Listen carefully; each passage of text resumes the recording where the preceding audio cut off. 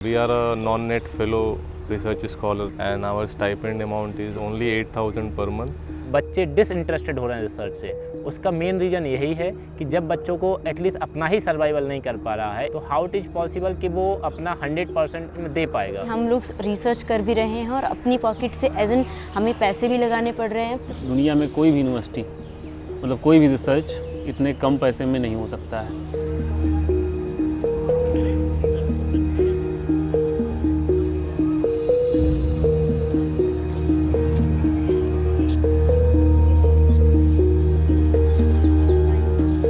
जामिया का education department में research कर रहा हूँ और एजुकेशन का जो रिसर्च होता है वो इंडिया की एजुकेशन सिस्टम्स कैसे होने वाले हैं उसके ऊपर बहुत डिपेंड करते हैं। जैसे अभी न्यू एजुकेशन पॉलिसी बना, उससे पहले पिछले 8-10 साल रिसर्च चला उसके ऊपर, तब जाके एक पॉलिसी बनता है।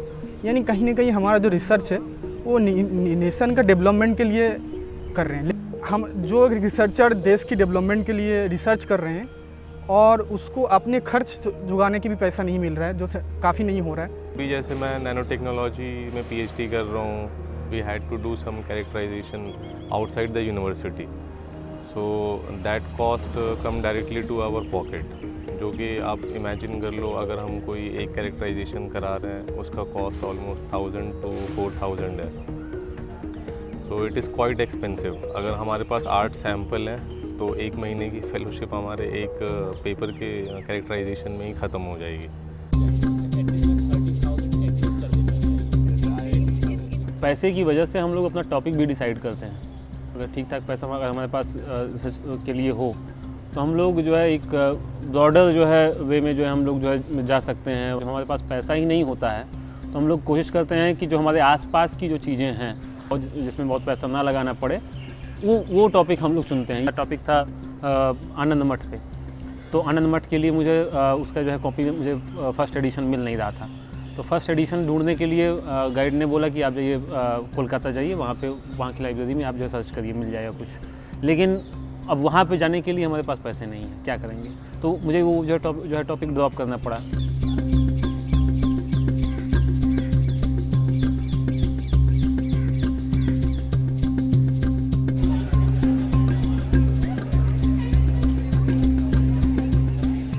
हम फर्स्ट जनरेशन लर्नर हैं। पहले हमारे फादर्स पेरेंट्स हमने पढ़ाई नहीं किया, तो उनका जो दिल लगा के पढ़ने के लिए भेजा था कि बच्चा जो कुछ वक्त के बाद जो है अच्छा अमाउंट घर पे भेजेंगे। लेकिन हमें देख के और जो दूसरा फर्स्ट जनरेशन लर्नर है वो डिमोटिवेट हो रहे हैं, वो शायद रिसर्च में दोबारा आना नहीं पसंद करेंगे। जेन्युइनली ये लोअर मिडिल क्लास और जो है जो लोअर क्लास से बिलोंग करते हैं और जो हालांकि वो मार्जिनलाइज कम्युनिटी है, खासकर से माइनॉरिटीज़ हो गया, SC ST OBCs हो गया, ये सारे मार्जिनलाइज कम्युनिटीज़ हैं। तो इनको लिए सर्वाइव करना रिसर्च में ये बड़ा मुश्किल बना दिया जा रहा है धीमे धीमे। अभी पिछले 12 साल में हर साल इन्फ्लेशन रेट ही 8-10% हो जाता है, तो उस हिसाब से 8 साल में ये पैसा जो है 8,000 ज़ीरो हो गया उसका वैल्यू।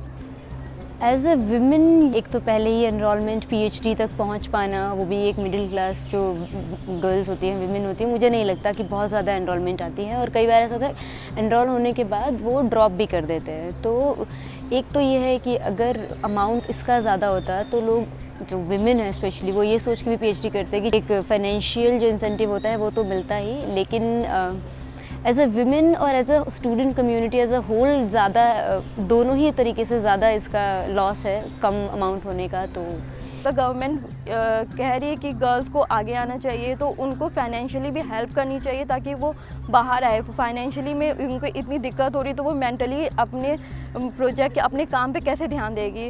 गवर्नमेंट को चाहिए कि अपने स्टूडेंट्स पे, अपने रिसर्चर्स पे, तो बहुत इस देश में बहुत कम लोग रिसर्च करते हैं, कुछ चंद लोग हैं, और उनको भी अगर जो है सफिशिएंट जो है पैसा नहीं मिलेगा रिसर्च करने के लिए तो मुझे लगता नहीं है कि अच्छे रिसर्च इस देश में हो पाएंगे।